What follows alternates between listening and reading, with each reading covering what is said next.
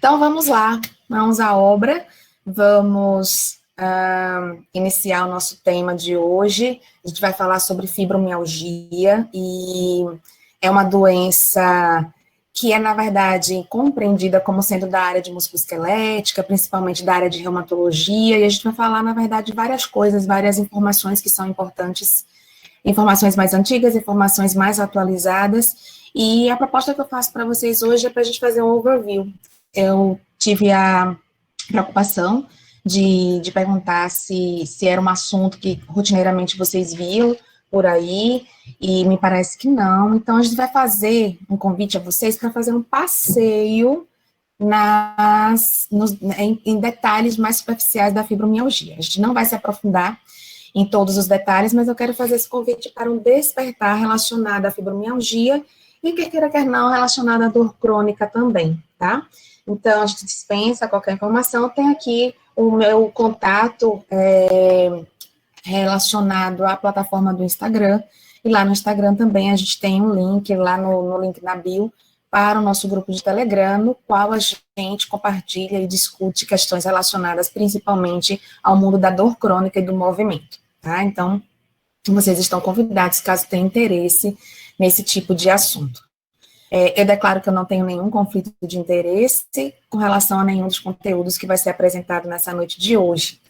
Para a gente começar uma interação, começar acordando, para esses próximos minutos que estaremos juntos, eu queria pedir a vocês que, por gentileza, entrassem no mente.com, via site, com o código que está aí na tela, ou apontando o celular de vocês para esse QR Code, já vai cair diretamente numa perguntinha que eu fiz para vocês, que é bem simples, tá?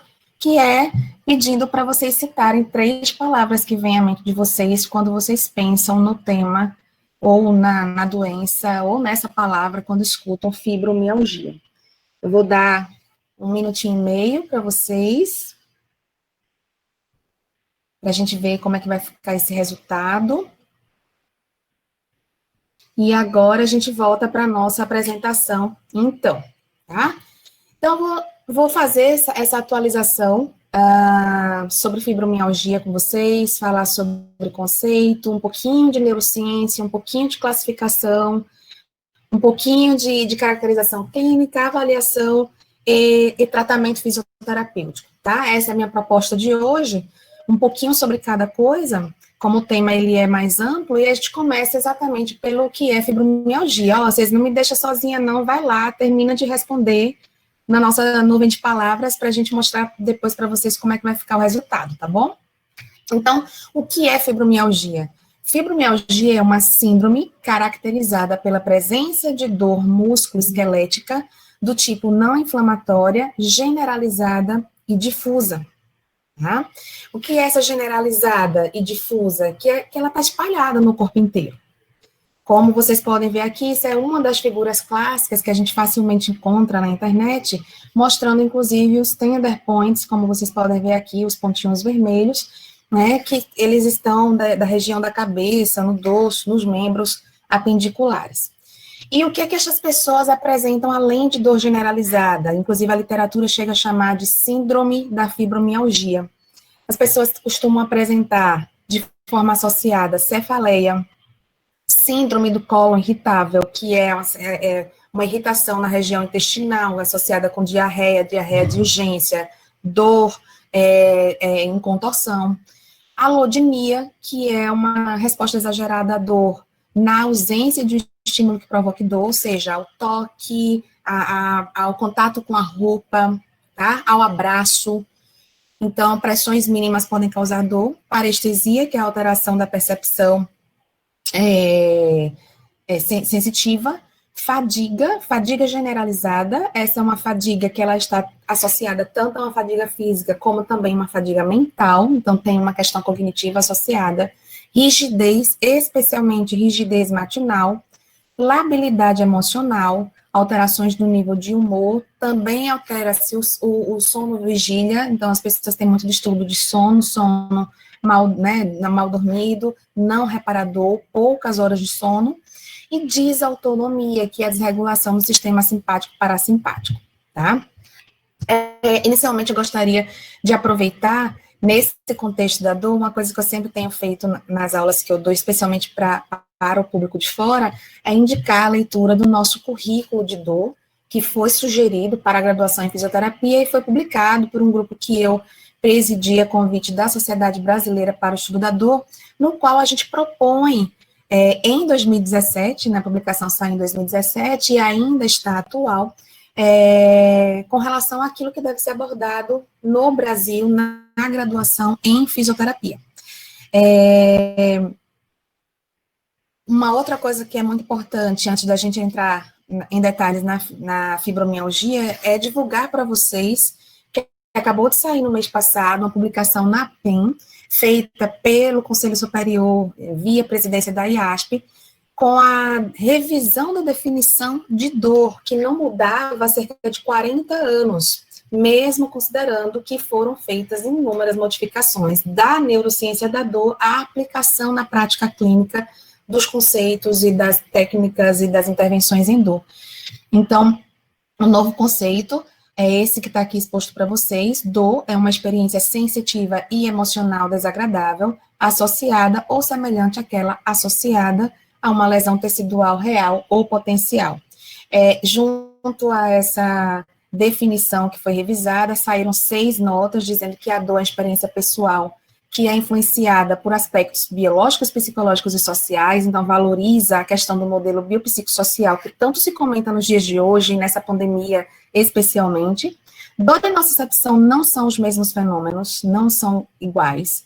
Através de suas experiências de vida, as pessoas aprendem o conceito de dor, então isso aqui está falando da influência cognitiva, da influência do pensamento, do raciocínio, do julgamento, da ponderação, sobre os aspectos de dor. O relato de uma pessoa sobre uma experiência de dor deve ser respeitado. Então, dor é quando o paciente diz que existe e ela é do tamanho que o paciente relata que ela é. Embora a dor geralmente cumpra um papel adaptativo, e isso tem a ver principalmente com a dor aguda, ela também pode ter efeitos adversos, e isso está mais relacionado à dor crônica. E a descrição verbal é apenas um dos vários comportamentos para expressar a dor. A incapacidade de se comunicar verbalmente não significa dizer que o paciente não sente dor. Então, está se relacionando principalmente a populações especiais, como crianças, menores, neonatos, pacientes com alterações neurológicas, degenerativas, pacientes senis, pacientes sedados, intubados, tá? Então, não quer dizer que porque não fala, porque não expressou verbalmente, não sente dor, tá? Então, a gente fez a tradução na Sociedade Brasileira para o Estudo da Dor, sou uma das diretoras, como foi apresentado, e a gente fez uma publicação inicialmente no Jornal de Dor, anunciando que nós tínhamos feito uma tradução técnica do paper na íntegra, incluindo a definição e as 6 notas. Depois saiu um editorial nesse jornal, com a publicação na íntegra, e essa semana, estou entregando para vocês aí de primeira mão, essa semana está saindo um editorial no Brazilian Journal of Pain, que é a publicação oficial da Sociedade Brasileira para o Estudo da Dor, na qual a gente apresenta para vocês o processo que a gente fez para fazer a tradução, e encontra-se tanto no volume em inglês, como no volume em português, como que fica oficialmente no Brasil, para que as pessoas possam se utilizar da melhor maneira possível, tá? Enquanto tipo de dor, né, como é que se localiza a fibromialgia em relação aos tipos de dor? A gente já entende que ela é uma dor crônica, mas ela, dentre os tipos de dor, né, a gente teria a dor nociceptiva somática, de tecidos como pele, músculos, articulações, ossos e tecidos periarticulares, dor nociceptiva visceral relacionada às vísceras, a neuropática relacionada a lesões diretas em tecidos nervosos, seja do sistema nervoso periférico ou central, e aí sim, a dor nociplástica, que é aquela que acolhe, que inclui o diagnóstico de fibromialgia ou de síndrome de fibromialgia, é a chamada dor nociplástica. E o curioso dessa dor nociplástica, que foi referendada e consolidada pela IASP em sua publicação há cerca de 2 anos, né, data de 2018, esse termo fala para a gente de uma dor que não necessariamente está relacionada a uma lesão. Então, isso a gente já sabia há muito tempo, já se investiga há décadas e ninguém descobre uma lesão real tecidual nos pacientes com fibromialgia que seja uma justificativa plausível do ponto de vista biológico para estabelecer o diagnóstico de fibromialgia. O que há, na verdade, na dor nociplástica, na ausência de uma lesão, é uma alteração do processamento neural da periferia ou do sistema nervoso central, ou de ambos, e isso gera um fenômeno chamado dor. De forma muito interessante, eu não sei se vocês a conhecem, a Kathleen Sluka, americana, fisioterapeuta, neurocientista, ela foi minha supervisora do pós-doutorado na Universidade de Iowa, quando eu estive lá com ela, e ela publicou, junto com a Ruth e a Laura, um paper muito interessante que serve a todos os fisioterapeutas que recebem pacientes com dor, pensando mecanisticamente como é que isso está relacionado ao paciente que vem para a fisioterapia. Então, além de considerar a dor nociceptiva, nociplástica e neuropática, ela colocou tudo isso dentro de uma dor relacionada à disfunção do sistema motor, e tudo isso dentro de uma esfera maior relacionada a alterações dos componentes psicossociais, tá? O paper é muito interessante. Quem não leu ainda, eu super recomendo que leia. Eu acredito que vai acrescentar bastante do ponto de vista de raciocínio e de interlocução entre assuntos para compreender um pouco mais sobre a dor dos nossos pacientes do ponto de vista mecanístico, sem entrar necessariamente em meandros e detalhes muito profundos de neurociência, tá? Mas e o que os nossos pacientes nos dizem? Eles dizem que a fibromialgia, e isso eu já escutei muito, desde o começo da carreira, que é uma dor que dói do fio do cabelo até a ponta do pé, tá? E é uma dor que dói de dia, que dói de noite, que dói todos os dias do ano. Fica difícil, né? Fica difícil a gente, sem conviver com essa rotina, a gente imaginar o que é isso, essa dor na vida dessa pessoa.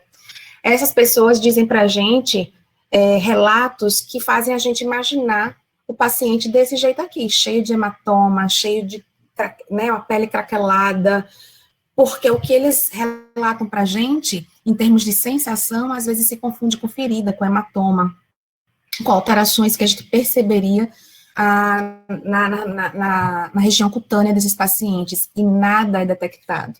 Esses pacientes também relatam hipersensibilidade. Eu costumo dizer assim, quando eu estou dando aula para chamar a atenção dos alunos, hiper, mega, super, plus sensibilidade, porque é uma sensibilidade que a gente entende como maior do que os outros pacientes que têm dor crônica, né, acontecendo isso na fibromialgia. Então, é aquela sensação, às vezes, que eles relatam que eles estão abraçando um travesseiro de espinho, né, que eles se espetam, que eles se machucam, às vezes até tocando uma mão no outro braço, tá? A gente tem alguns relatos que são transcrições dos nossos pacientes no nosso ambulatório, vejam bem, antes de iniciarem tratamento com a gente, no nosso ambulatório de dor e movimento aqui na Federal de Sergipe, tá? Então, essa doença dói no corpo e na alma, ninguém acredita que o que eu tenho é real, eu apenas sobrevivo, perdi meu emprego e minha família acha que é tudo invenção minha, é tão difícil conviver com tantas dores, essa dor faz parte de mim, por isso eu me odeio, sofri quando não sabia o que eu tinha, mas saber o nome também não mudou muita coisa. Meu filho perguntou se eu não gostava dele, porque eu não segurava no colo como as outras mães, aquilo cortou o meu coração. As coisas mais simples parecem ser impossíveis por causa das minhas dores. Às vezes, só quero ficar deitada na minha cama, quieta, só para não sentir dor. Não me sinto uma pessoa normal, e eu sou tão nova. Estou tão acostumada com as dores que já me acostumei. Tenho que conviver com as minhas dores. Parece que é ela quem manda no que eu posso ou não fazer. Tá? Então, esses são relatos, extrações que nós temos de diferentes pacientes. Cada uma dessas frases, elas são relacionadas para esse tipo de aula, é a fala de uma das nossas pacientes quando elas chegam para um processo de admissão e são avaliadas, tá? Isso aqui tem a ver com a nossa escuta ativa, ou seja, permitir que o paciente fale para a gente verificar o que é possível extrair deles sem tanta indução de raciocínio, sem tanta indução de comportamento. Então, como eu falei para vocês, a dor está dentro desse contexto, a fibromialgia está dentro do contexto da doença dor crônica, e se vocês ainda não escutaram sobre isso, Quando eu coloco aqui doença, dor crônica, é porque a dor crônica é uma doença per si, independentemente da causa que a gerou. Então, se houve uma lesão, se houve um trauma, se houve uma doença sistêmica que teve como consequência a dor, e essa dor, por um período de pelo menos 3 meses, ela foi persistente na maioria dos dias em 3 meses, e aí ela agora passa a ser considerada como dor crônica, ela gerou, então, do ponto de vista patológico, uma doença no sistema neural, por adaptações neuroplásticas negativas, porque gera, então, esse fenômeno patológico como consequência da dor crônica, que tem a ver com a alteração do processo de inibição neural e de facilitação neural. Quando a gente tem o equilíbrio entre inibição, vias inibitórias e vias facilitatórias, a gente tem a modulação normal, fisiológica da dor. Mas quando a gente tem um aumento da facilitação, uma diminuição da inibição, a gente pode ter um processo de dor crônica, tá? A gente escreveu há um tempo atrás, com a minha ex-aluna de doutorado, Elisama, um artigo com um texto muito simples, que saiu no Jornal dos Comitês, que tem uma divulgação com textos mais jornalísticos, em estilo jornalístico, baseado em ciência, sobre, com o tema mais e o que é a doença dor crônica, tá? Então, se vocês tiverem interesse, a gente tem como disponibilizar depois para vocês. Às vezes até a gente utiliza isso no processo de educação em dor com os nossos pacientes, tá? Um outro quadro que eu sugiro muito, lá no site da IASP, a parte de taxonomia ou terminologia em dor, para quem está iniciando o estudo da dor e tende a se aprofundar, tem termos básicos, padrão, que a gente vê rotineiramente erros grosseiros com relação à utilização desses termos, não somente do ponto de vista conceitual, mas para compreensão do fenômeno dor no paciente que é clínico, tá? Quando a gente fala muito na fibromialgia, ou na dor crônica, né, das alterações entre o sistema nervoso central e o sistema nervoso periférico, mas como acontece em alguns doentes com dor crônica, também acontece na fibromialgia, tem uma alteração também do sistema nervoso autônomo. Então, essa tríade do sistema nervoso, né, periférico, central e autônomo, todas elas apresentam alteração nesse paciente com fibromialgia. A gente fez um estudo pré-clínico, mostrando que a indução do modelo de fibromialgia aumenta a modulação simpática cardíaca em ratos, tá? E isso a gente faz essa indução através do modelo animal de fibromialgia. Para quem não conhece a nossa história, a nossa atuação, eu tenho aqui na Universidade Federal de Sergipe 2 laboratórios, de estudos pré-clínicos com animais de laboratório, então a gente estuda a parte de neurociência, das intervenções, mecanismos de ação das intervenções fisioterapêuticas, e aí a gente tem um ambulatório, que é onde a gente faz as pesquisas clínicas, os estudos epidemiológicos e os estudos de ensaio clínico, e agora, mais recentemente, nos últimos 3 anos, também os estudos de experiência, tá? Então, aqui é o modelo animal de fibromialgia, que foi descoberto pela professora Kathleen Sluka. Eu trabalhei com esse modelo quando estive nos Estados Unidos, e a gente desenvolve uma hiperalgesia bilateral na pata direita e na pata esquerda, uma hiperalgesia difusa que também acomete a região de vísceras, com uma injeção única na região do gastrocnêmio, tá? A gente geralmente usa uma injeção de salina ácida no gastrocnêmio e desenvolve uma hiperalgesia que é bilateral, superficial, profunda e visceral, e mimetiza o que acontece na fibromialgia. E a partir desse modelo a gente faz esses estudos, tá? A gente publicou também com a Kathleen, isso aqui já está quase caducando, já indo para 12 anos, meu Deus do céu, né? A gente começa a falar assim do passado, mas são as nossas histórias, né? E aquilo que a gente tem para mostrar. A gente fez essa revisão, foi uma revisão a convite, como opinião do especialista, e nós falamos sobre os mecanismos centrais que fazem a manutenção do ponto de vista da neurociência, da dor relacionada à fibromialgia, tá? E um outro estudo da Kathleen também, falando sobre a neurobiologia da fibromialgia, trazendo, em resumo, isso aqui que eu vou mostrar para vocês nesses 2 papers. Quais são as alterações fisiológicas que acontecem? Eu vou citar, não vou entrar em detalhes, tá?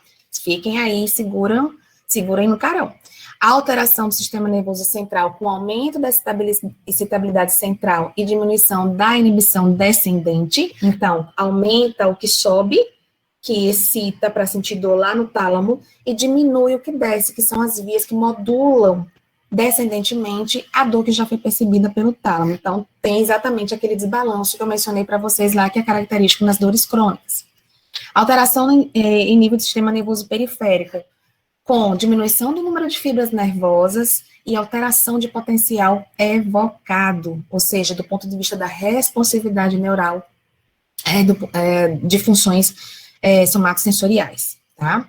Fatores imunológicos estão alterados, existem vários estudos mostrando a alteração das citocinas, principalmente o aumento das citocinas pró-inflamatórias, que aumentam a inflamação no tecido, e isso é muito curioso, porque até hoje é muito comum a gente ouvir falar, inclusive por profissionais formados há muito tempo, provavelmente porque não se atualizam, que é uma doença não inflamatória. Vejam que lá na definição, logo no começo, eu não falei sobre isso, mas tem várias definições clássicas que ainda utilizam essa terminologia, se referindo à fibromialgia como uma doença de caráter não inflamatório.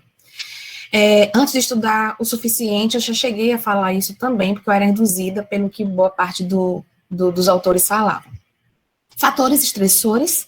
Então, existem alterações importantes no sistema neuroendócrino, levando a alterações, desbalanços regulatórios nos níveis hormonais, inclusive níveis de hormônios relacionados às gônadas sexuais, alteração do sistema nervoso autônomo, que também está relacionado diretamente ao estresse, na regulação simpático-parasimpática, e traumas. E quando a gente fala traumas, são traumas importantes, e não somente traumas físicos.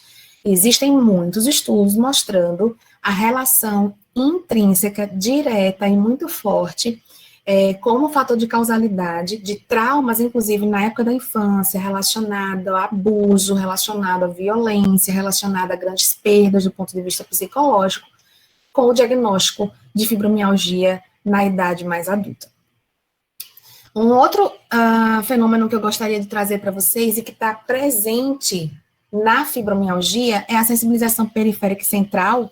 A Flávia me disse que já passaram grandes nomes, colegas fantásticos, alguns deles meus amigos pessoais, para falar de dor, sobre dor para vocês, de uma maneira geral. Eu acredito que devam ter falado sobre sensibilização periférica e central, a depender do contexto do assunto que foi abordado, mas de uma maneira muito simples, a sensibilização central, para quem está ouvindo hoje, a sensibilização central está relacionada ao aumento da responsividade dos nossos receptores periféricos. Bem simples, tá? E a sensibilização central está relacionada ao aumento da responsividade dos neurônios mais centrais, seja em nível de medula, ou seja em nível supramedular, supraespinal.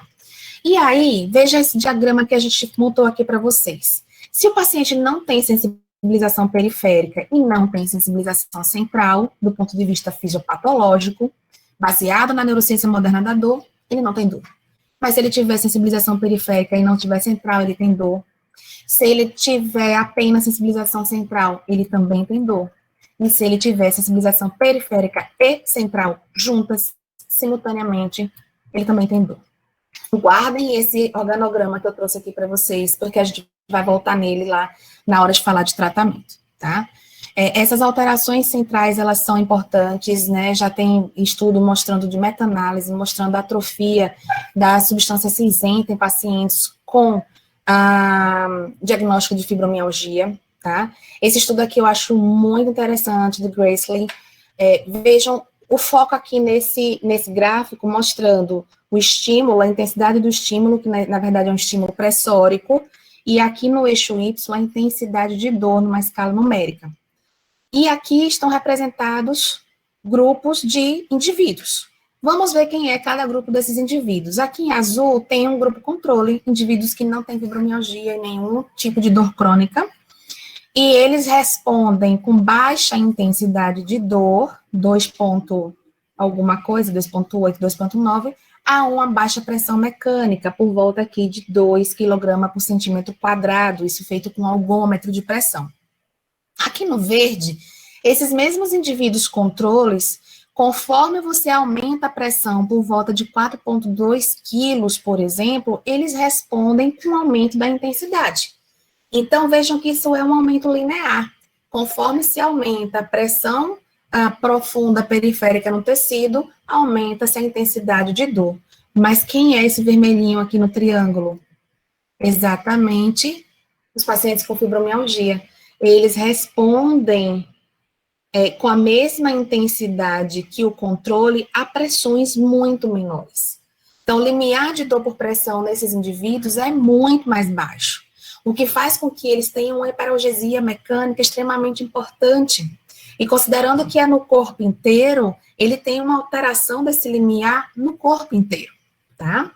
E não somente como se acredita até hoje, algumas pessoas, que isso só acontece na região dos tender points, que a gente nem utiliza mais para fechar o diagnóstico, tá?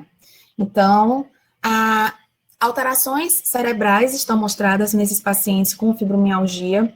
A gente tem feito, inclusive, além de registrar ondas cerebrais, nós estamos, como eu mostrei lá, né, nas alterações fisiológicas para vocês, nós estamos trabalhando com potencial evocado, com P300, e aqui, por exemplo, tem um resultado recente do nosso laboratório mostrando que pacientes AUEG e a medida de P300, né, os pacientes têm uma tendência, né, tem um aumento, na verdade, aumento real da amplitude relativa de ondas alfa e de ondas beta 1, esses vermelhinhos que estão mostrados aqui para vocês, principalmente na região do córtex frontal, especialmente do lado direito do cérebro.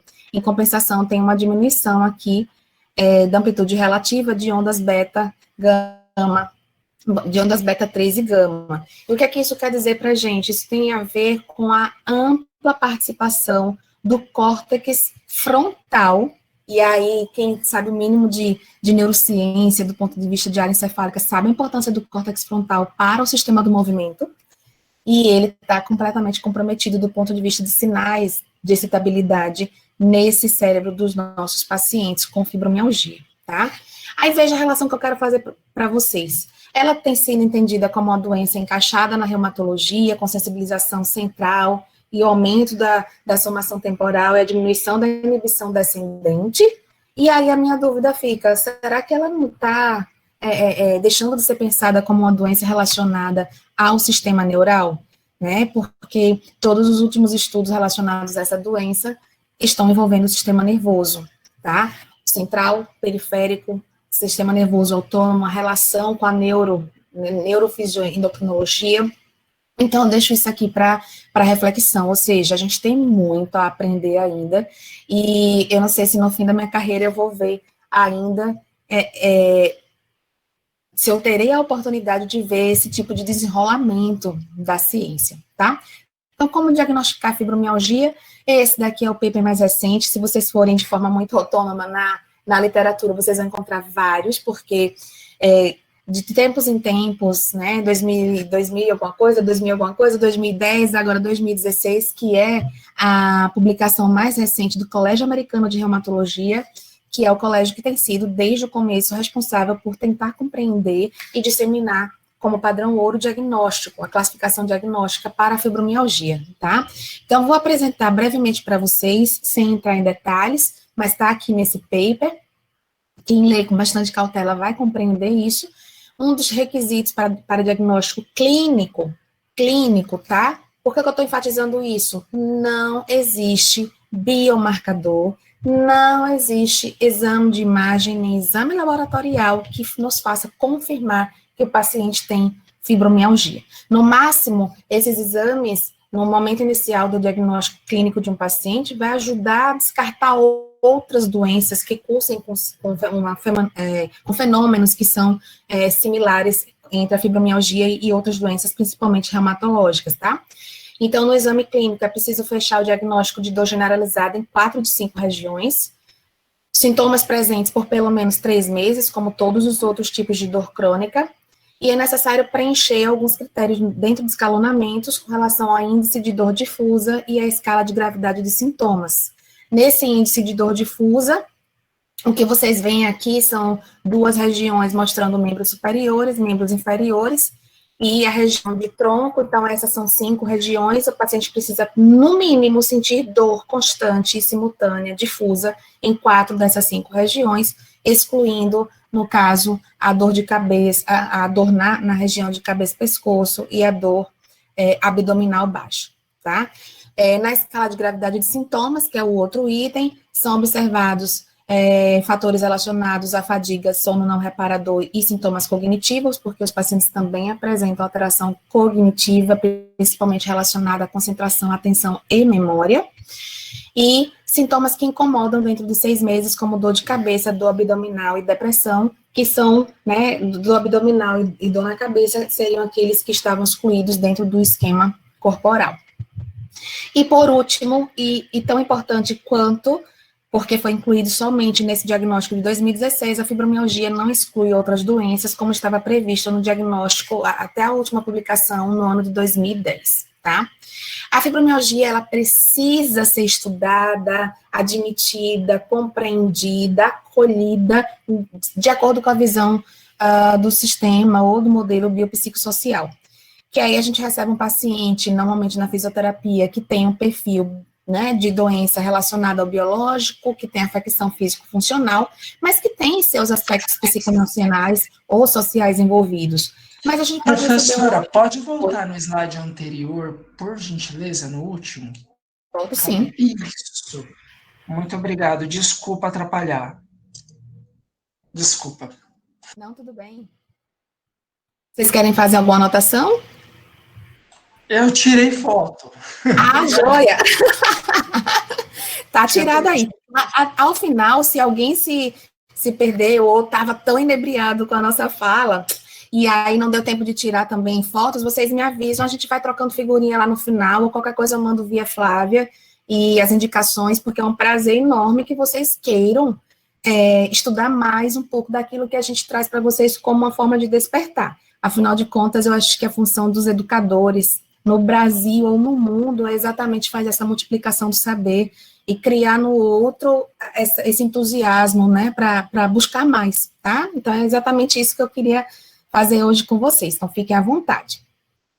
Então, tá, dentro do modelo biopsicossocial, eu posso ter um segundo paciente que também chega para mim com uma queixa relacionada ao biológico, e é essa queixa, né, sobre a qual eu vou me debruçar para tratar, mas que no terceiro paciente, essa mesma queixa tem uma outra dimensão. Então, vejam aí pelas esferas verdes, é um modelo clássico, proposto, né, para o modelo biopsicossocial há algumas décadas, eu só fiz a remontagem de figura e os efeitos, e aí o que acontece? Independente da magnitude, ele chega para mim com aquele problema, e se eu não entendo que as outras esferas, para além da biológica, podem ter magnitudes ainda maiores, de interferência, de manutenção dessa dor crônica, eu não dou conta de tratar esse paciente, porque eu não dei conta nem de avaliá-lo, e de entender o que está fazendo o drive, o que está mantendo essa dor do paciente, por que ele está respondendo ou deixando de responder, tá? Por que ele está respondendo bem a uma terapia e, de repente, acontece alguma coisa na vida dele e ele parece que volta ao estado basal, a que se chama, né, informalmente de estaca zero, tá? Então, não é somente biológico não é somente para o fator biológico que o fisioterapeuta deve dar atenção, tá? Isso está dissociado da questão relacionada à ação ou à atuação profissional do psicólogo ou do psiquiatra. Atuar de acordo com o modelo biopsicossocial significa dizer, de uma forma bem simples e resumida, que nós devemos considerar o indivíduo como um todo e tentar compreender minimamente todas as suas esferas de vida que vão para além daquele a nossa missão maior, que no caso é o sistema de movimento, no caso da fisioterapia, mas para a gente entender como que um aspecto interfere no outro, tá? Então, dessa forma, a minha visão sobre o modelo biopsicossocial é que a gente tem que, ao longo da nossa aproximação, da construção da nossa aliança terapêutica com o nosso paciente que tem dor crônica e se envolve a fibromialgia, que a gente tem que entender muito além da dor, sobre aspectos sensoriais, físicos, motores, atitudes e crenças, sentimentos, comportamentos, aspectos sociais e aspectos espirituais, tá?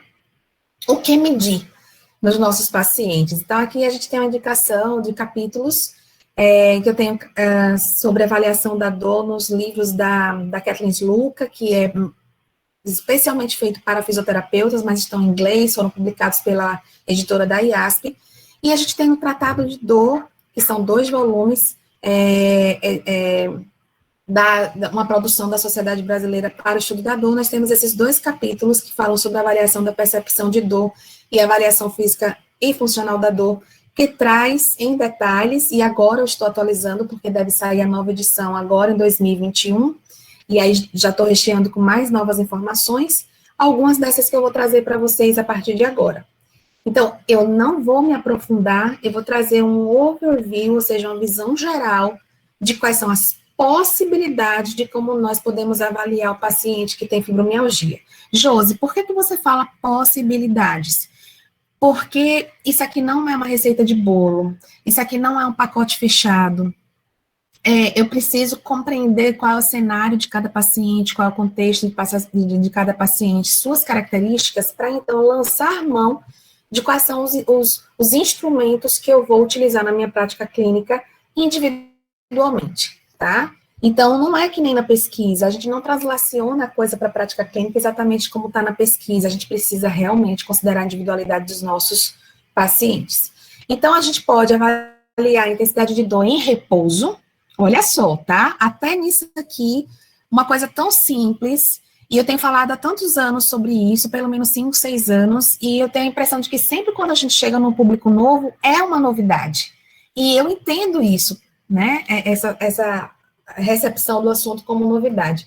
É muito comum que boa parte dos fisioterapeutas que não são especialistas em dor avaliem a dor do paciente, especialmente em repouso. O paciente chega, senta na frente da gente, ou senta na maca, no tablado com a gente, ou mesmo em pé, você vai lá e pergunta, ele parado, qual é a sua dor? Essa dor, quando ele está parado, é chamada de intensidade de dor em repouso, tá? Mas eu preciso, considerando o sistema do movimento e as disfunções que são motoras, eu preciso saber como é a dor do paciente em movimento. Josi, que movimento? Não sei. Depende de qual é a condição do seu paciente, depende de qual é a região onde dói. Para isso, a gente tem que ter um arsenal de testes físico-funcionais que evoquem, que sejam capazes de evocar a dor, de provocar a dor no nosso paciente, coisas que a gente realmente utilizaria na função deles, que seria aplicável à função, e durante a realização do teste a gente pergunta a intensidade de dor. E a intensidade de dor por pressão, que já fala de uma intensidade relacionada a uma hiperalgesia mecânica, que é feita durante a algometria. Em todos eles eu recomendo a utilização de escala numérica de 0 a 10 ou escala numérica de 11 pontos. Muita gente utiliza a escala visual analógica. Ela tem boas propriedades, excelentes propriedades psicométricas, às vezes até melhor do que a escala numérica. Por que eu falo em numérica? Pelo menos aqui a nossa experiência, especialmente se tratando de pacientes com baixo nível instrucional, pacientes que são do Sistema Único de Saúde, a gente tem um cuidado, porque às vezes falta um tanto de compreensão para entenderem o que é colocar um traço no meio de uma linha que não diz nada, tá? Então, fica à vontade para usar numérica ou visual de acordo com o nível de compreensão cognitivo do seu paciente. Caracterização da dor e interferência da dor. Caracterização da dor está relacionada a atributos, adjetivações, qualidades que a gente confere à dor, que é muito utilizado o questionário de McGill. Às vezes os pacientes têm dificuldade de explicar como é a dor dele, como é a dor que ele sente. E é muito notório quando faltam palavras para explicar, e é importante que você entenda as características dessa dor, que o paciente, na hora que se depara com o questionário, diz assim, nossa, é isso aqui que eu estava pensando, mas me faltou a palavra. A interferência da dor é extremamente importante na fisioterapia. A gente utiliza o BPI, que é o Brief Pain Inventory, ou Inventário Breve de Dor, e ele mede, através de escalas numéricas também, a interferência da dor em diversas funções do nosso cotidiano, tá? Qual é o impacto funcional? Medida do limiar de dor por pressão, essa é clássica e extremamente importante enquanto teste físico, que a gente chama, na verdade, de QST, ou teste quantitativo sensitivo, e o de sensibilidade cutânea por causa dos pacientes que têm alodinia, tá? Então, na dor é muito importante, a gente pode utilizar a algometria ou estesiometria, que muita gente, mal quando sabe que é um estesiômetro, acha que só serve para medir sensibilidade em casos de hanseníase, e a gente usa amplamente na prática clínica e na ciência com relação à dor.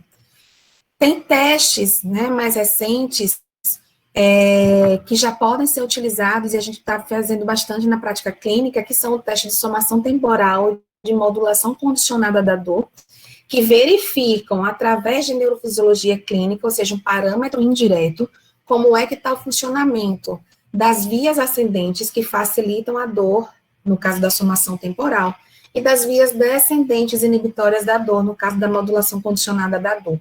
A neurociência da dor avançou muito, e isso já trouxe para a prática clínica como é que está o funcionamento neural de vias ascendentes e descendentes dos pacientes que têm dor e como e se as nossas intervenções fisioterapêuticas estão tratando neuroplasticamente, de forma positiva e bem adaptativa, aquilo que desarranjou de forma mal adaptativa, com o processo da dor crônica.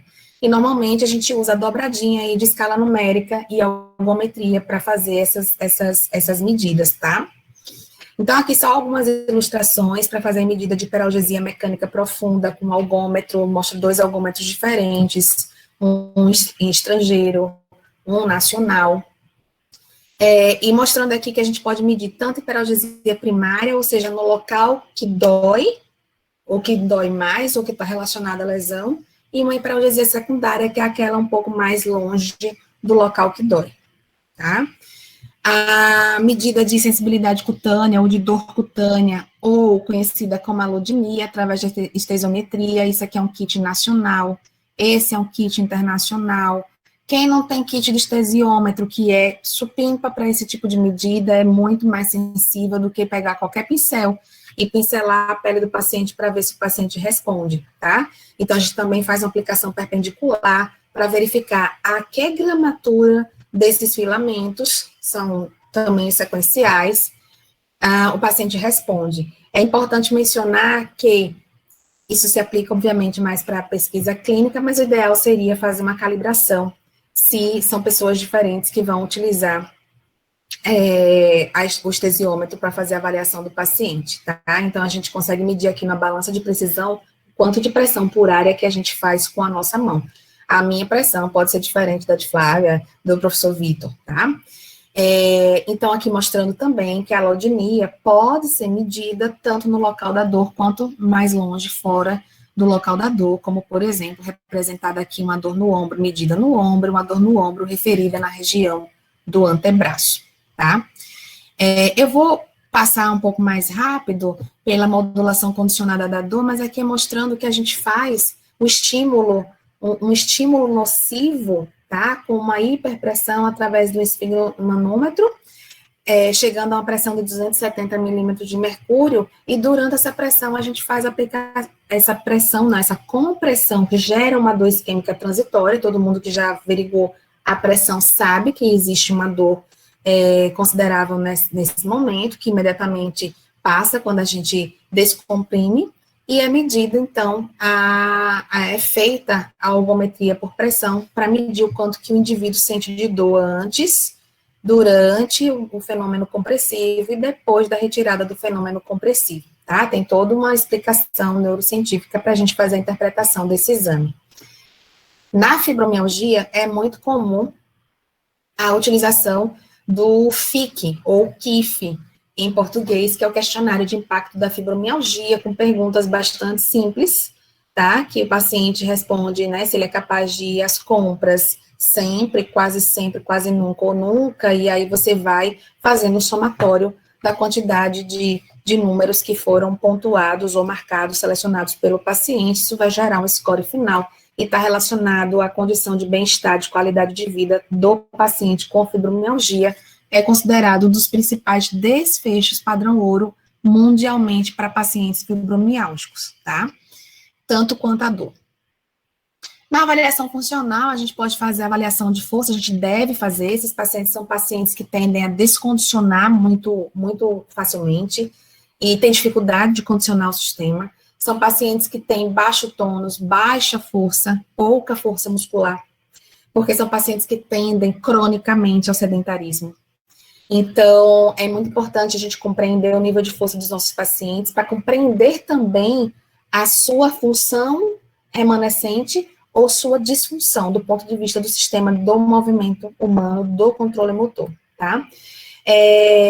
A função global, ela pode ser avaliada por meio de vários testes, eu fiz apenas a indicação de alguns aqui, que normalmente são indicados na literatura, o TC6, o Time Up and Go, e o teste sentar e levantar. São 3 testes que, para quem pouco conhece, acha que está medindo quase a mesma coisa, mas não, né? Tem endurance, tem força de membro inferior, tem equilíbrio, tem muitas coisas envolvidas que vão se modificar, tem capacidade aeróbia, como no caso do TC6, que é muito utilizado na cardiologia, inclusive.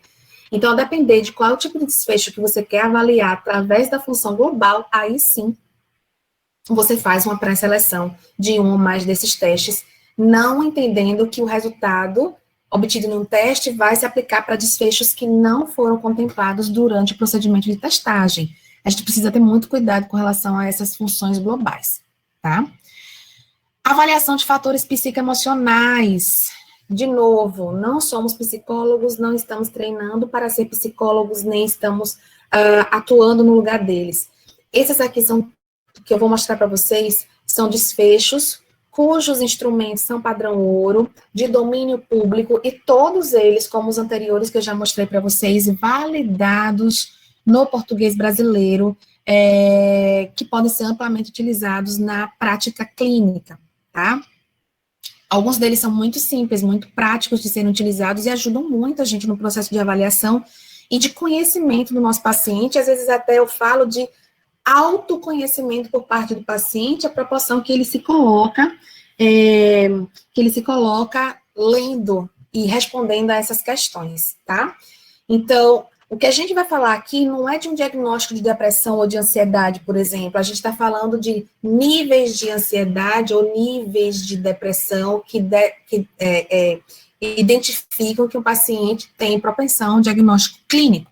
Inclusive, se a gente detecta esses níveis de ansiedade e depressão, é muito importante recomendar, encaminhar, fazer o contrarreferenciamento dos nossos pacientes com indicação, inclusive, né, para além do nosso achismo, da nossa suspeita que o paciente realmente tem um quadro clínico dessas alterações de saúde mental, tá? Além disso, é muito importante para a gente reconhecer se esses fatores estão mantendo a dor do paciente, dificultando a recuperação do ponto de vista funcional. Então, na depressão, a gente normalmente utiliza a escala de depressão de Beck, ansiedade, o IDATE, ou inventário de ansiedade traço-estado. A cinesiofobia, que é o pânico de movimentar, a escala de Tampa para a cinesiofobia. O medo de movimentar, que é diferente do pânico, do ponto de vista de magnitude patológica, que é o Fear and Avoidance Beliefs Questionnaire, o FABQ. E hipervigilância, que é o quanto que o paciente está atento o tempo inteiro à sua dor, né, o questionário de vigilância e consciência da dor. Crenças, o que o paciente acredita sobre dor que é independente do que é verdade e do que é inverdade. Então, existe um inventário de atitudes frente à dor. A autoeficácia, que é a capacidade que o paciente tem de enfrentar e de resolver a dor consigo mesmo. Então, a gente tem a escala de autoeficácia da dor. E a catastrofização da dor, que é o quanto de negativismo que a pessoa sente relacionada à dor, o quanto que ele coloca na culpa da dor, ou na dor, desculpa, a culpa sobre todos os outros fatores negativos e tudo que dá errado na sua vida, tá? Que é a escala de pensamentos catastróficos. Todas essas escalas estão validadas em português de Brasil e disponíveis para utilização.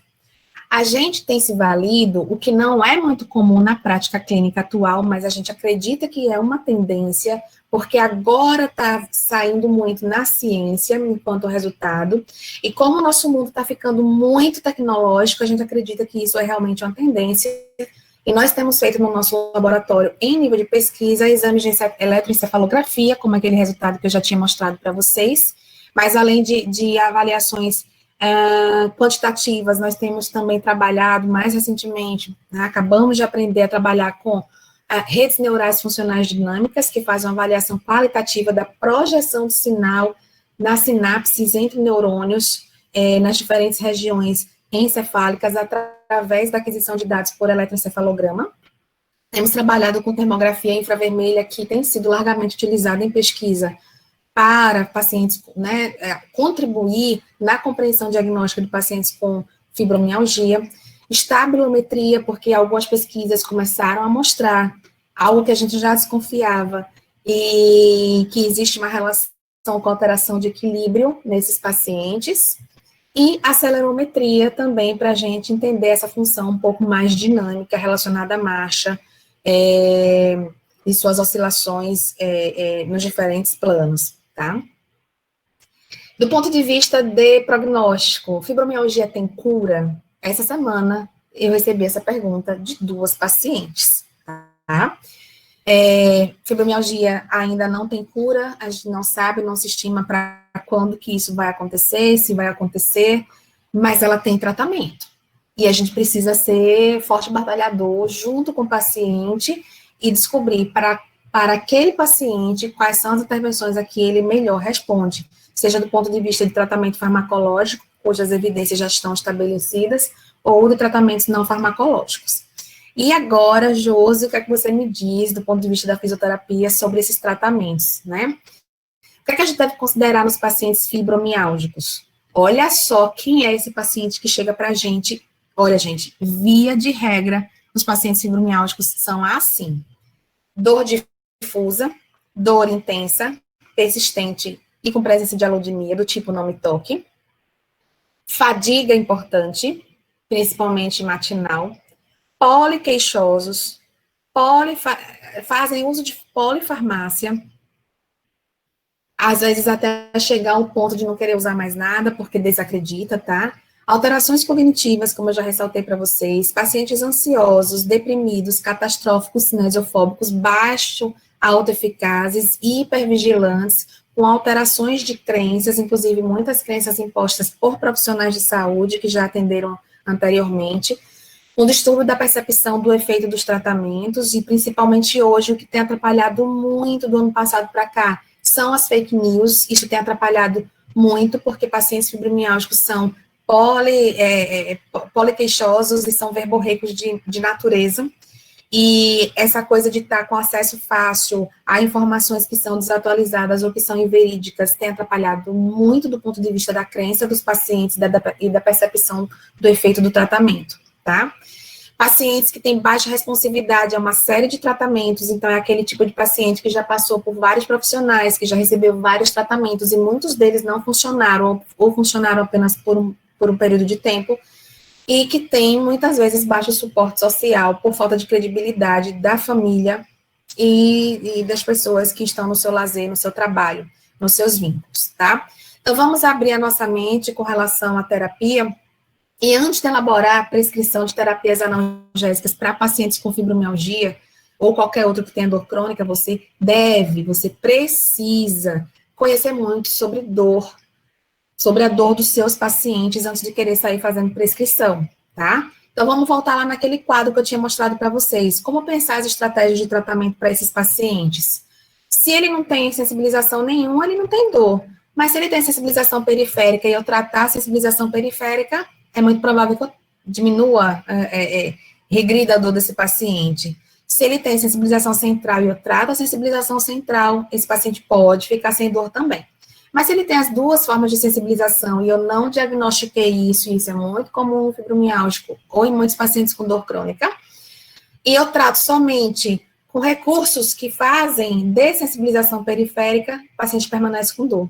Se eu trato somente em nível central, o paciente permanece com dor. Eu tenho que tratar as duas. E eu só vou saber se é periférica, se é central, ou se é combinada, em termos de disfunção de sensibilização, se eu fizer uma boa avaliação. Então, preciso conhecer primeiro esses conceitos do ponto de vista da neurociência, interpretá-los na prática clínica, aprender as técnicas que eu falei brevemente aqui para vocês hoje, mas muito brevemente mesmo, e aí sim, treinar e aplicar isso com o meu paciente para facilitar o diagnóstico. E como tratar? Gente, isso aqui não é aquele tipo de coisa que a gente fala assim, não, como eu trato o paciente, tá? Isso aqui é uma seleção de alguns fatores da fisioterapia que eu acredito que a gente vê acontecendo há anos no nosso laboratório, e tudo isso baseado em evidência científica. Então, eu trago para vocês a combinação de comunicação, educação, eletroestimulação e exercícios físicos, tá?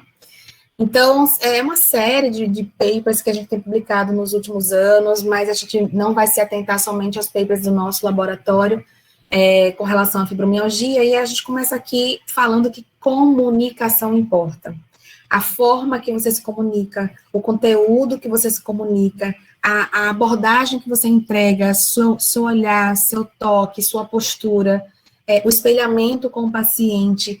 Então, hoje em dia se fala muito sobre técnicas de comunicação com o paciente. E é possível você treinar ser um bom comunicador, ser uma pessoa que acolhe bem o paciente com dor crônica ou outras doenças crônicas, tá? Então, a gente está falando de comunicações que são verbal e não verbal, e a gente precisa entender isso como sinais, e entregar isso da melhor forma para o paciente, da mesma forma que a gente precisa receber deles e interpretar o que é que eles estão falando para a gente, tá? Então, acolhimento é uma fase importante para a pessoa que tem dor crônica. No atendimento da pessoa com dor crônica, o tempo importa. O tempo despendido com qualidade a esse paciente. E o contato com o terapeuta, olho no olho, são insubstituíveis, tá? Isso aqui são posts do curso de especialização de dor da Federal de São Carlos, tá? Acolhimento não tem local, nem tem hora certa para acontecer, nem um profissional específico para fazer. E faz parte de todos os encontros do serviço de saúde. Então, assim, não só a comunicação faz parte de todos os encontros, como a avaliação também faz parte de todos os encontros, tá? Ou a possibilidade de avaliar o paciente. E como acolher essa pessoa? Acolher sua história, reconhecer seu valor e compreender sua dor. Um slogan que a gente tem na SBED e que é campanha há muitos anos é a hashtag Eu Me Preocupo com a Sua Dor. E é impressionante o impacto positivo que essa frase, esse tipo de frase dita com carinho, com afeto, com demonstração de empatia pelo outro, causa imediatamente em boa parte dos nossos pacientes, tá? Então, assim, hoje a gente está falando, né, do uso das tecnologias, da acessibilidade via redes sociais, então eu faço essas indicações aqui para vocês, o livro de estratégias terapêuticas da doutora Juliana Barcelos, que é fisioterapeuta, ele é muito interessante, ele é uma desconstrução do padrão de abordagem científica que a gente tem visto, né, então, um livro bastante diferenciado, e inclusive é possível de ser lido com fácil compreensão por pacientes que são mais instruídos. Esse podcast, ele é muito interessante também sobre comunicação da dor com a Júlia Castro, e esse TED Talk aqui, que está lá no YouTube também, com o Julian Treasury, ele é muito legal. Ele é curtinho, está em inglês, mas tem legenda em português embaixo, então dá para assistir sobre 5 maneiras de escutar melhor, tá? Então pratiquem, escuta ativa, falem menos, reajam menos aos pacientes de vocês, induzam menos falas e comportamentos. A gente precisa extrair deles o que eles têm de melhor para oferecer para a gente, especialmente quando a aliança terapêutica ainda não foi triada. Então, a gente tem algumas evidências aqui sobre educação em dor, a gente tem essa revisão sistemática em pacientes com fibromialgia. Vejam aqui o que acontece nessa revisão, que foi avaliado o risco de viés de acordo com a escala Pedro, e eu trago aqui para vocês, desses, acho que são 14, 15 papers, menos da metade dos 15 papers apresentam qualidade de moderada a alta, menos da metade.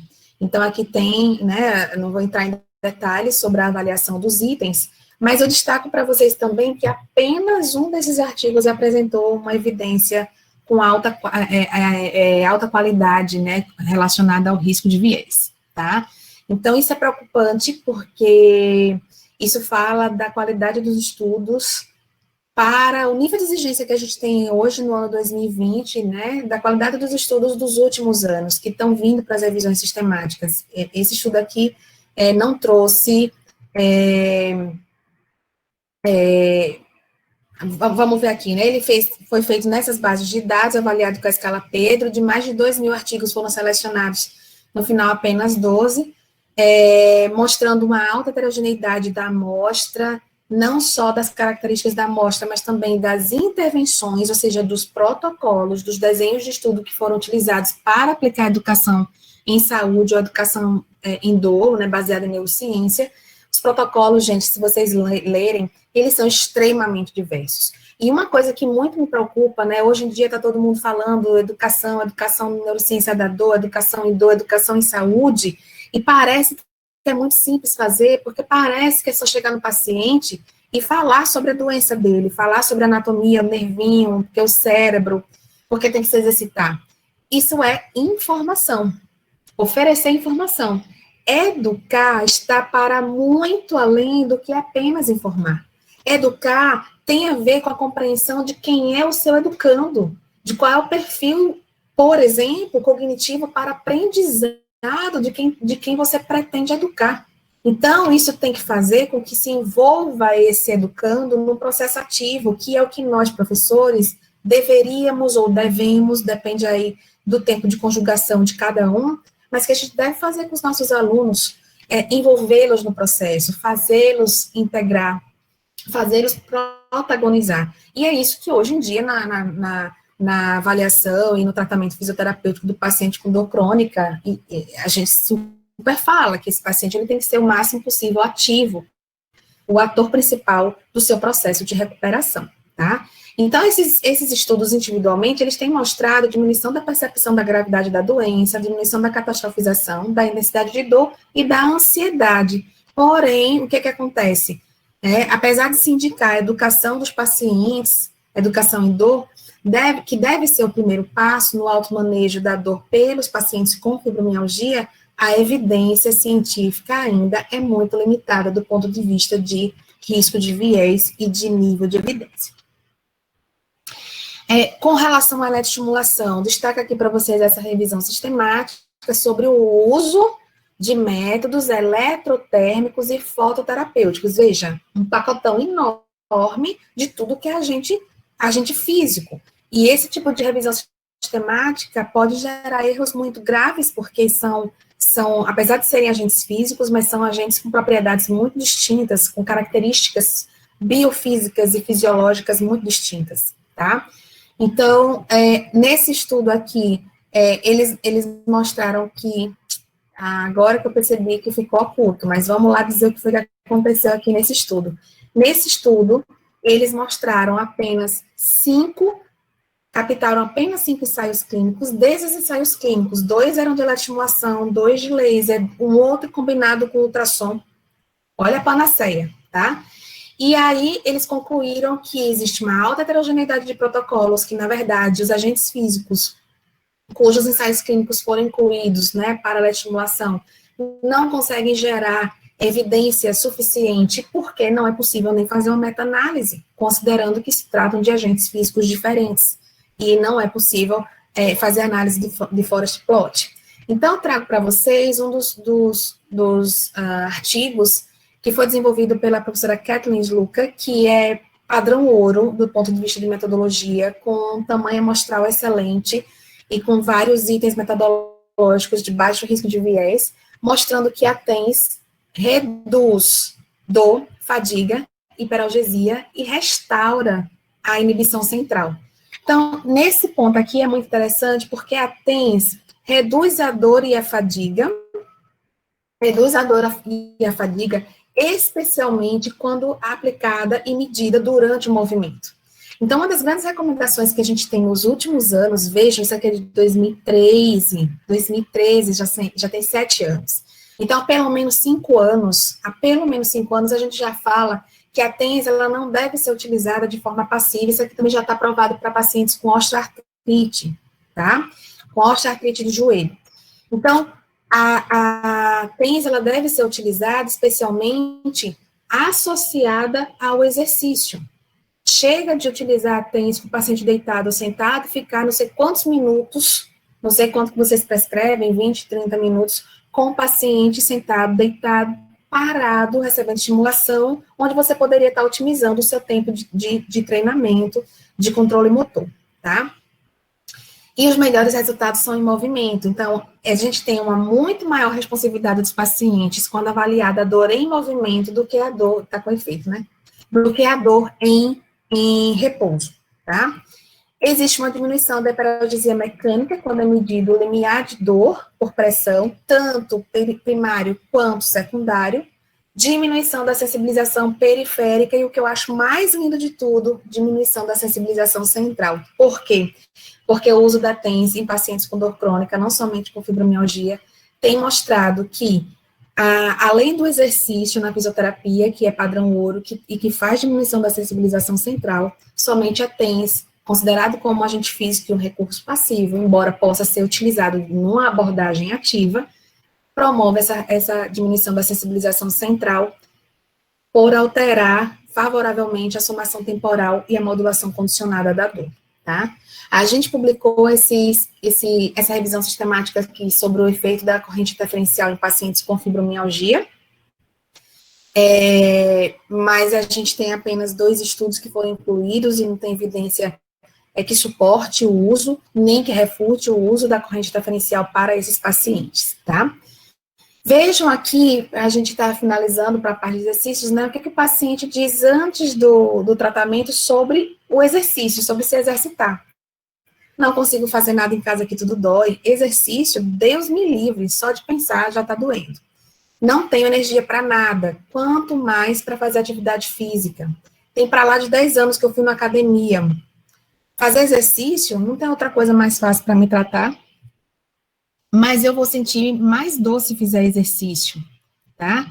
Então, essas são algumas frases que a gente tem dos nossos pacientes com relação ao exercício. O que eu quero chamar a atenção aqui para vocês, que embora a gente tenha várias evidências com tipos de exercícios diferentes em revisões sistemáticas, na prática clínica, quando a gente recebe esse paciente para admissão, para iniciar um processo de avaliação, quase 100% desses pacientes têm histórico prolongado de sedentarismo e tem crença de que o exercício vai machucar, de que o exercício vai aumentar a dor e tem muita dificuldade de adesão.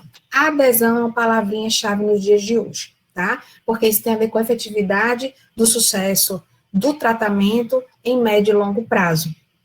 Então, a gente compilou esses dados, fui convidada pela F of Thousand Research para escrever um artigo de revisão, não revisão sistemática, um artigo de opinião sobre modalidades em fisioterapia para o tratamento da fibromialgia. A gente resume esses trabalhos aí, eu trago aqui para vocês alguns principais resultados. Então, nesse estudo aqui, que inclusive é de brasileiros, do professor Jefferson Cardoso, datado de 2013, tá?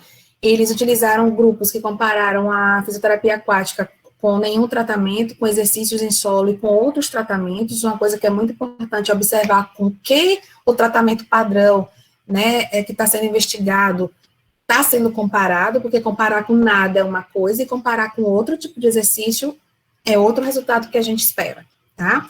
Então, de 72 artigos foram incluídos apenas 27, e veja que interessante que aconteceu aqui nesses plots, tá? Nesse plot aqui, que está favorável ao exercício aquático, mostra que houve um aumento da qualidade de vida dos pacientes que foram submetidos ao exercício por fisioterapia aquática, medida através do FIC. Com o FIC também detectaram que diminuía a rigidez, principalmente a rigidez matinal. E nesse terceiro plot aqui, o aumento da função física, medida através do teste de caminhada de 6 minutos. Mas vejam quem é o controle. O controle é nenhum tratamento. Então, existe evidência suficiente de que exercício funciona e aumenta a qualidade de vida, diminui a rigidez e aumenta a função de pacientes com fibromialgia, mas quando comparado a não fazer nada, tá? Então, sejamos bastante críticos quando a gente fizer esse tipo de recomendação e de leitura. Nesse outro artigo aqui, já mostrando exercícios globais, tá? Em adultos que são tratados na comunidade, tá? Projeto aqui de saúde coletiva, a partir de 1.000 artigos, apenas 12 foram incluídos, com 473 participantes, e avaliaram basicamente o bem-estar dos pacientes através daquela escala FIC, né? O impacto da fibromialgia. E o que eles observaram aqui no diamante é que favorece o exercício para quê? Para melhorar o bem-estar desses pacientes. Tá? Favorece o grupo que foi tratado com exercício. Exercício resistido, quais são as evidências que nós temos? Então, de 1.856 artigos, somente 5 artigos foram incluídos para análise de dados, e eles preconizaram medidas de função física, dor, sensibilidade, força muscular e efeitos adversos, o que é muito importante, porque a gente tem que se preocupar não só com o efeito benéfico, mas também com o efeito adverso causado pelo exercício, e isso é uma realidade no paciente com fibromialgia. Então, foram incluídos 5 estudos. Nesses estudos aqui, eles fizeram a comparação de exercício resistido com controle, ou seja, sem fazer nada, com exercício aeróbico, com exercício de flexibilidade. Vejam que os controles são diferentes entre si, isso complica muito a hora de fazer a meta-análise. E aqui está o risco de viés, mostrando que o risco é predominantemente baixo e nas bolinhas verdes, e que o principal ponto de dificuldade é o cegamento, a performance, gerando viés de detecção, tá? E aí, os resultados finais dessa meta-análise, que é da Cochrane, então, são dados que parece que não acabam nunca, de tamanho rigor que eles fazem. O exercício resistido de moderada ou moderada a alta intensidade promove melhora na função, na dor, na sensibilidade e na função muscular. Exercícios aeróbios de 8 semanas mostraram efeito de superioridade em relação a exercícios resistidos de moderada intensidade para diminuir a intensidade de dor dos pacientes. Exercício de baixa intensidade, resistido, realizado por cerca de 12 semanas, foi melhor do que exercício de flexibilidade para reduzir a dor e para melhorar a função, também dados obtidos nessa meta-análise. Qual o problema? Não se sabe muita coisa ou quase nada sobre segurança para realizar exercícios resistidos de moderada a alta intensidade nessa população. E a qualidade de evidência da maioria desses estudos aqui foi baixa, tá? Dessas meta-análises. Então, a gente precisa de melhores evidências para que a gente tenha efeitos irrefutáveis e contundentes com relação ao exercício. Uma coisa que eu queria trazer para vocês, que a gente está testando, é a realidade virtual, que é uma forma de fazer exercício por meio de acessórios eletrônicos, por meio de game terapia. Existem várias formas de se fazer realidade virtual, e a gente preconiza a realidade virtual, tá aqui uma paciente se adaptando, né, numa plataforma de Wii, e a gente tem, além de possibilidade de ter ganhos por causa da funcionalidade, se aí vem aquela história da preferência dos pacientes, que tem sido preconizada pela PBE, se o paciente tem aspectos motivacionais para esse tipo de terapia, ela pode ser bastante útil do ponto de vista cognitivo e psicoemocional, tá? Já quase finalizando, a gente tem, dentro do aspecto aí da avaliação, a gente precisa entender o mínimo de preditores de prognóstico ruim. Então, os pacientes que têm prognóstico ruim são aqueles que têm alta intensidade de dor, que tem uma alta duração, uma duração muito prolongada de dor, que tem dor em múltiplos locais, e isso é o caso da fibromialgia. O histórico de dor com uma característica mais sindrômica, que tem ansiedade, que tem depressão, que tem um alto nível de estresse, uma baixa autoeficácia, um baixo suporte, idade mais avançada, aumento de disfunção basal, principalmente relacionada à função do sistema motor, aumento da restrição de movimento ou funcionalidade, catastrofização e medo de se movimentar, o que gera evitação do movimento, tá?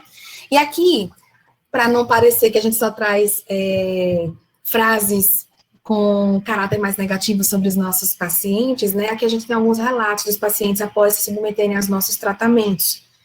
Então, aqui a gente tem: me acordo com vontade de viver, parece que saio mais leve e livre. Vocês estão devolvendo a minha juventude, eu já consigo me abaixar para colocar meu tênis sozinha, isso não é besteira para mim. Tenho mais força para trabalhar e cuidar dos meus meninos, aquela que não conseguia botar no braço, se vocês lembram, né? Antes até o abraço e aperto deles doía. Hoje eu sei lidar com minha condição, posso ter limitações, mas não impossibilidades. Tentei cometer suicídio uma semana antes de entrar aqui, mas vocês me deram uma injeção de esperança, quero viver. Aqui a gente tem, já para a gente finalizar, tem um outro código, se vocês puderem entrar, e aí eu mostro o resultadinho para vocês, como é que ficou. Aí aqui eu pergunto, agora que vocês passaram aí 1 hora me escutando, falando sobre fibromialgia, quais seriam as 3 palavras que vocês teriam para apresentar na nossa nuvem de palavras?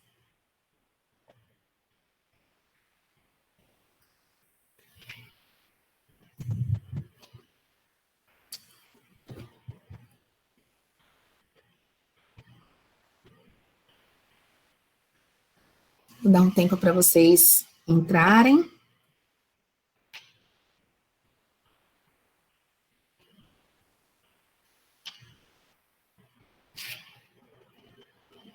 Amei a aula, Josi. Ai, que bom! Vocês estão acordados ainda, né? Então, Eu tô na pilha aqui, eu não sei o que é que eu vou fazer para dormir hoje, não. Tem várias perguntas aqui, o pessoal, depois o Ivan vai ler, tá bom? Joia. Mas, assim, vários feedbacks então, muito positivos. Eu acho que a gente pode ir indo lá para as perguntas, enquanto o pessoal vai respondendo. Eu acho que todo mundo já entrou, tá? Então, vou deixar uma frasezinha aqui, que um dia aí, que eu botei aí, né, de Santana JM, de um dia aí, que eu não sei mais qual é, né, que Come and Get Better on Managing Pain, né, para ficar meio que na modinha. Então, eu fiz essa frase aqui: terapias passivas e ativas devem ser consideradas como modalidades integrantes do plano de tratamento dos nossos pacientes crônicos. Não devem ser usados como recursos isolados, mas associados de forma individualizada. Isso se aplica muito bem para a fibromialgia. Para pacientes com afecções multissistêmicas, nós devemos adotar terapia multimodal, tá? Bem, esse é um pouco que a gente tem para mostrar para vocês do que a gente coleta do mundo, do que a gente produz aqui em Sergipe, além de cultura e de música boa, de comida gostosa, que vocês podem vir nos visitar aqui. A gente está com a Universidade Federal de Sergipe, o Departamento de Fisioterapia e o Laboratório de Pesquisa em Neurociência aberto, se vocês precisarem e quiserem nos conhecer.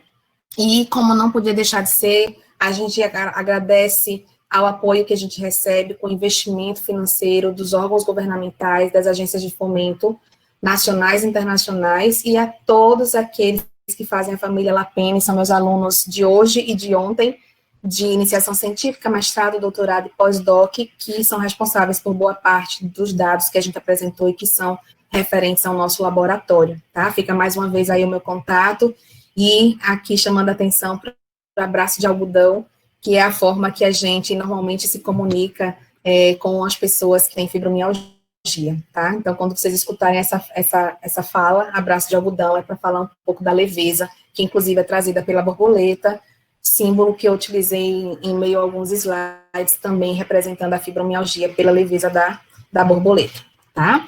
Então, vou tirar aqui, eu vou tirar a projeção, e aí a gente pode responder as perguntas de vocês.